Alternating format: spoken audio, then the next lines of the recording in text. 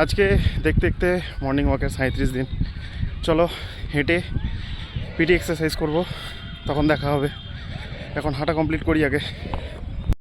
নমস্কার, শুরু করছি আজকের পাঠ। বিভিন্ন তত্ত্বসমূহ, বিভিন্ন ধর্মীয় সম্প্রদায় ও প্রার্থনা চিকিৎসা গোষ্ঠীর দ্বারা সৃষ্ট অসংখ্য তত্ত্বসমূহ আলোচনা করা ক্লান্তিকর ও অলাভজনক হবে। অসংখ্য মানুষ আছেন যারা দাবি করেন তাদের তত্ত্ব ফলাফল নির্ণয় করে। তা ঠিকও হতে পারে, আবার নাও হতে পারে।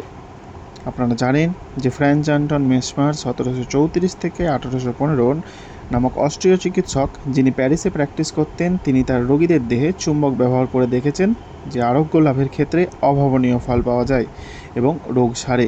তিনি কাঁচ ও ধাতু ব্যবহার করেও চিকিৎসা করেছিলেন। এর নাম দিয়েছিলেন প্রাণীজ চুম্বকত্ব।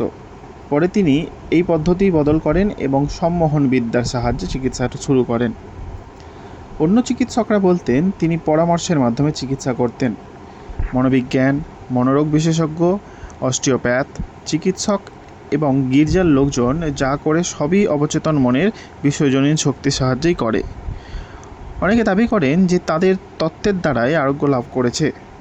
আসলে আরোগ্য লাভ হয় একটি সুনির্দিষ্ট ইতিবাচক মানসিক দৃঢ়তা, চিন্তার একটি ধারায়, যাকে বলা হয় বিশ্বাস। আরোগ্য লাভ হয় আত্মবিশ্বাসী প্রত্যাশার কারণে, যা কাজ করে অবচেতন মনের শক্তিশালী পরামর্শের সাহায্যে। কোনো মানুষ পদ্ধতি প্রয়োগ করতে পারে না, কারণ নিরাময়ের একটি মাত্র পদ্ধতি আছে, আর সেটি হলো বিশ্বাস। নিরাময়ের ক্ষমতা একজনেরই আছে, শুধু অবচেতন মনের। তত্ত্ব ও পদ্ধতি পছন্দ মতো বেছে নিন। যদি আপনার বিশ্বাস থাকে তবে ফলাফল নিশ্চিত। প্যারাসেলসাসের ভাবনা। ফিলিপ্পুস প্যারাসেলসাস একজন সুইস রসায়নবিদ ও চিকিৎসক ছিলেন। তিনি 1493 সাল থেকে 1541 সাল পর্যন্ত বেঁচে ছিলেন এবং তার সময়কার একজন বিখ্যাত আরোগ্যকারী ছিলেন। তিনি যা বলেছেন তা এখন অবশ্যই একটি বিজ্ঞানসম্মত বিষয়। তার কথায় আপনার বিশ্বাসের বস্তুটি সত্য বা মিথ্যা হতে পারে, কিন্তু আপনি তা সত্ত্বেও একই ফল পাবেন। যেমন ধরুন, আমি যদি সেন্ট পিটার্সের মূর্তিকে বিশ্বাস করি, তবে আমি সেন্ট পিটার্সকেও বিশ্বাস করি। এক্ষেত্রেও আমি একই ফলাফল পাবো, যা কিনা সেন্ট পিটার্সের কাছ থেকে পেতে পারতাম। কিন্তু সেটা কুসংস্কার। বিশ্বাস যা অলৌকিকতার জন্ম দেয়, তা সত্য বা মিথ্যা বিশ্বাস হতে পারে, কিন্তু একই রকম বিস্ময়ের সৃষ্টি করে। প্যারাসেলসাসের সমসাময়িক ইতালিয়ান দার্শনিক পিয়েত্রো পম্পোনাজ্জি ষষ্ঠদশ শতাব্দীতে প্যারাসেলসাসের ভাবনাকে মেনে নিয়েছিলেন এবং বলেছিলেন, আত্মবিশ্বাস ও কল্পনা যে শক্তির সৃষ্টি করে, আমরাও সহজে তা পেতে পারি যদি ব্যক্তি ও বস্তুর মধ্যে ওই গুণ দুটি একে অপরের পরিপূরক হয়। হাতুড়ে এবং দার্শনিকরা জানেন, যদি কোনো সন্তের হাড়ের বদলে একটি সাধারণ হাড় কঙ্কালে ব্যবহার করা হয়, তবু অসুস্থ ব্যক্তি একই উপকারিতা পাবেন, যদি বিশ্বাস থাকে। তাই যদি আপনি বিশ্বাস করেন যে কোনো সন্তের হাড় বা কোনো বিশেষ জল আপনার রোগ নিরাময় করতে পারে, তবে নিশ্চিত রূপে আপনি তার ফল পাবেন, কারণ এ ব্যাপারে অবচেতন মনকে শক্তিশালী পরামর্শ দেওয়া হয়েছিল। এটাই পরে নিরাময় করেছে। বার্নাহাইমের পরীক্ষা।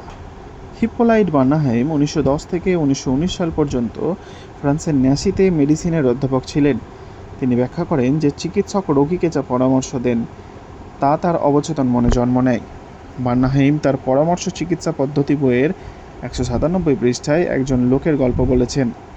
তার জিহ্বা পক্ষাঘাতগ্রস্ত হয়েছিল, যার কোনো চিকিৎসা ছিল না।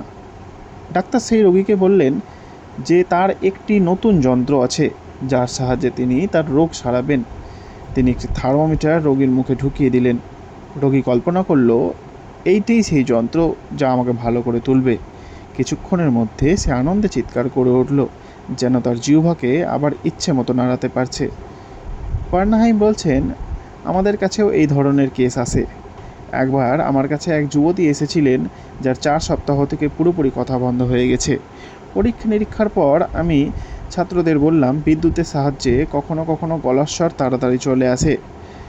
আমি এর জন্য যন্ত্রপাতি আনলাম এবং হাতটা তার ল্যারিংসের উপর রেখে একটু চাপ দিলাম ও বললাম, তুমি এখন চিৎকার করে বলতে পারো। আমি তাকে প্রথমে এ, তারপর বি, তারপর মারিয়া বলতে বললাম। এরপর সে নিজেই কথা বলতে শুরু করলো। এখানে বার্নাহাইম রোগীর দিক থেকে বিশ্বাস ও প্রত্যাশার ক্ষমতাকে দেখিয়েছেন। অবচেতন মনে জোরালো প্রভাব ফেলেছে। পরামর্শ দ্বারা ফোসকা তৈরি। বার্নাহাইম বলেছেন, পোস্টাল স্ট্যাম্প ব্যবহার করে তিনি তার এক রোগীর নাকে ফোসকা তৈরি করেছিলেন এবং রোগীকে বলেছিলেন যে ওটা ফ্লাই প্লাস্টার। পৃথিবীর বহু ডাক্তারের পরীক্ষা ও অভিজ্ঞতা থেকে এটা নিশ্চিত করা গেছে যে রোগীকে মৌখিক পরামর্শ দিলে গঠনগত পরিবর্তন সম্ভব। আজকের পাঠে আমরা দেখলাম বিভিন্ন ধর্মীয় সম্প্রদায় ও প্রার্থনা চিকিৎসা গোষ্ঠীর দ্বারা সৃষ্ট অসংখ্য তত্ত্বসমূহের পদ্ধতি আলাদা হলেও তাদের কাজের যে মূলনীতি সেটি এক, সেটি হলো অবচেতন মনের শক্তি অর্থাৎ বিশ্বাস। বিভিন্ন পদ্ধতি আপনার ক্ষেত্রে কাজ নাও করতে পারে, আপনি যে পদ্ধতিকে বিশ্বাস করবেন সেই পদ্ধতি আপনার জন্য কাজ করবে। আসলে কাজ করে আপনার বিশ্বাস, আপনি যার উপর বিশ্বাস করবেন সেটি আপনার জন্য কাজ করবে। আজকের পাঠে আমরা আরও জানলাম প্যারাসেলসাসের ভাবনা সম্পর্কে। প্যারাসেলসাসের এই ভাবনা প্যারাসেলসাসের সমসাময়িক ইতালীয় দার্শনিক পিয়েত্রো পম্পোনাজ্জি ষষ্ঠদশ শতাব্দীতেও স্বীকার করেছিলেন। তিনিও বলেছিলেন যে ব্যক্তির আত্মবিশ্বাস ও কল্পনায় ব্যক্তিকে সুস্থ করে তুলতে পারে। আমরা আরও দেখলাম বার্নাহাইমের পরীক্ষার মাধ্যমে যে কীভাবে মানুষের বিশ্বাস একটি সাধারণ যন্ত্রের সাহায্যেই মানুষ সুস্থ হয়ে উঠতে পারে। তাই আজকের মতো এতটাই, আবার আপনাদের সঙ্গে দেখা হবে আগামীকাল। সকলের সুস্থতা কামনা করি, সকলে সুস্থ থাকবেন, ভালো থাকবেন। ধন্যবাদ।